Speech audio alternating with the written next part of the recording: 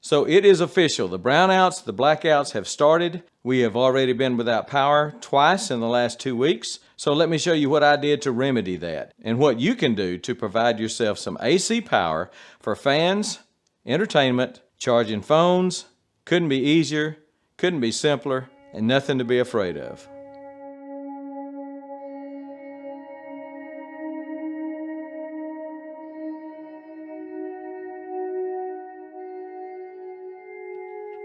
So like I said, we were without power for about an hour. It seemed planned. It was the second time we'd been without power. Texas is having a heat wave. It's been 100 degrees all over Texas, 100 plus all over Texas for a week or two now. Been hovering at 100 for about 3 weeks. And those in charge of the power grid warned us that we're going to experience blackouts and brownouts. I'm not sure I know the difference between the two, but either one of them can hurt you and can make it miserable for you. So let me show you what we did. It'll take about 5 minutes when your power goes out. Well, first of all, let me say quickly that I have got generators galore. I have got several generators. But if it's going to be a brownout, which I assume is just a quick, scheduled, not that we know the schedule, but a scheduled discontinuance of service. And that's what I figured this was, so I didn't want to break out the generators until I saw whether or not we were going to need it for freezers, refrigerators, things like that.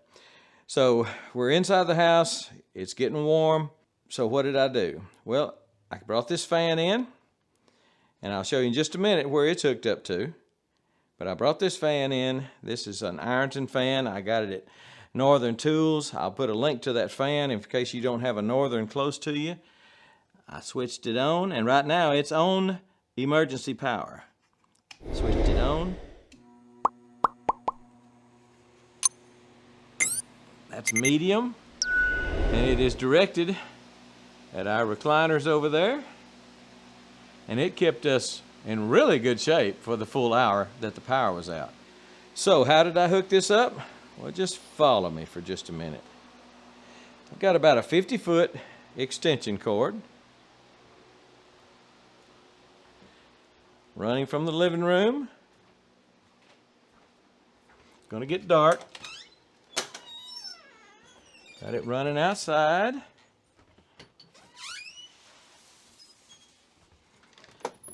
And running to my Tacoma. Now the Tacoma doesn't have a built-in inverter or anything like that, but this is an inverter I've had for several years and have used it several times. So the battery in your car or truck is 12 volts DC, direct current.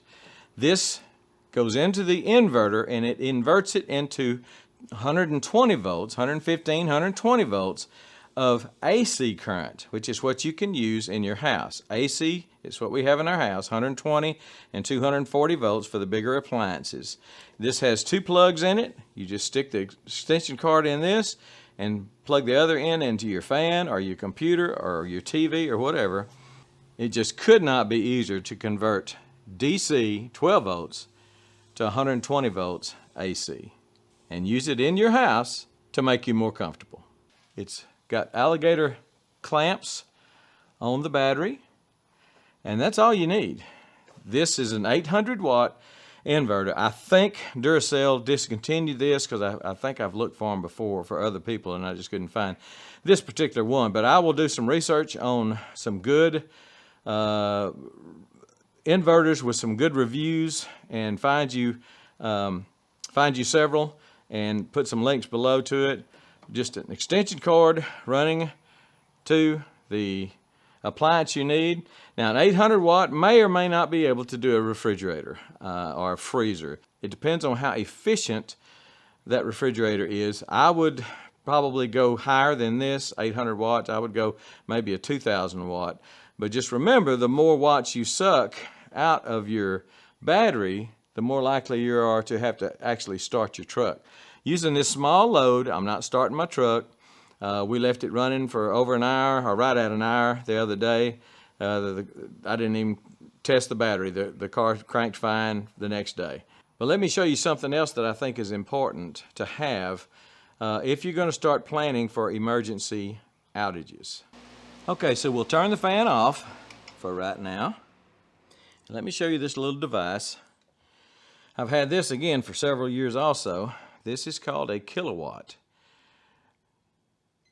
It measures the voltage coming in. Right now we're right at 122 volts. That's what that little inverter is producing. A little over 120 volts, or right at 120. It varies between maybe 119 and 122, something like that. Right now it's drawing 0 amps because I turned the fan off. It's drawing 0 watts because I turned the fan off. But this will also tell you the hertz. Now most of you don't know what hertz is, but in America we're on a 60 hertz grid. Our grid produces 60 hertz electricity. So it's good to know that that little inverter out there is producing the right amount, the right kind of electricity that we need here in America. So again, it's producing 121, 0 watts. So let me show you what happens when I turn on the fan. I'm going to turn it on low.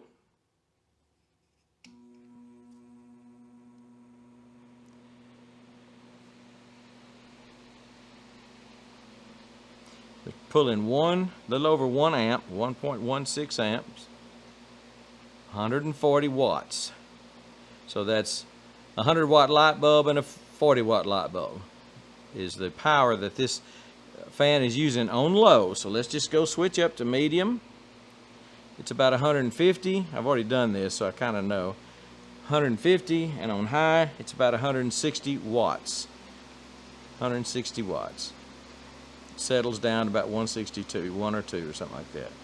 So why is this important? Why would having this little device be important? Well, you can hook it up to your refrigerator, you can hook it up to your TV, you can hook it up to your appliances, your computers, things like that, and find out how much the essentials in your life are going to draw to run them. So for instance, refrigerators nowadays, a fairly new refrigerator is fairly efficient, only running on a few hundred watts, but it has a surge of about 2 or 3 times, maybe more than that, surge when it first kicks on, when that compressor first kicks on. It has a surge that is several times the actual running consumption of the refrigerator. So it would be nice to, when the refrigerator kicks on, when we first plug it in, to see how many watts it's pulling on the surge, on the kick, on the start.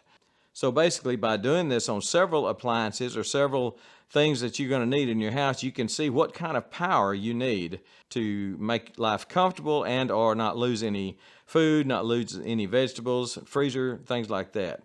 Now, if worse comes worse, I'll tell you right now, I've got a 2,000 watt generator, I've got a 4,000 watt generator, I've got one that I just bought that's well over 4,000.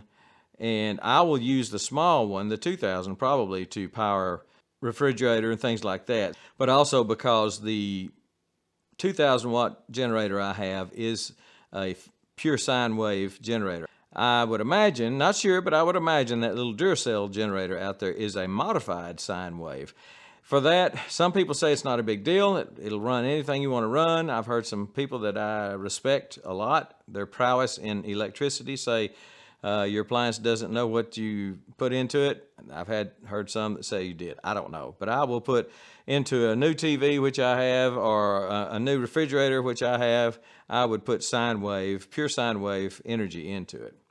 And but if you're going to do that, if you're going to have to run several things, and it's going to be a lot of watts, let's say you're pulling 1,000 watts, you may suck a battery out in a car dry pretty quick, you know, within an hour or 2 or 3 or 4. I don't know. It depends on the battery you have. Depends on how that refrigerator cycles and how often it cycles and what what it settles down to after the surge. So for that reason, I'm using a small generator if I have to do that. But I wouldn't, if I didn't have the generator, it's exactly what I'd use, would be a little bit larger inverter off the battery on a vehicle. So if they are brownouts, if they're not going to last very long, then this is a perfect solution to keep yourself cool or cooler, is by getting a small inverter that hooks up to your battery with the alligator clamps, extension cord, and a fan, things like that, things that you know you're going to need to stay cool. And if it's just off for an hour, and that seems to be what the rolling blackouts are going to be, I don't know. If it seems like it's just going to be off for an hour or so, then you won't need to worry about your refrigerator and your freezers, probably. And I'll show you in another video a little device I have to keep a monitor on that.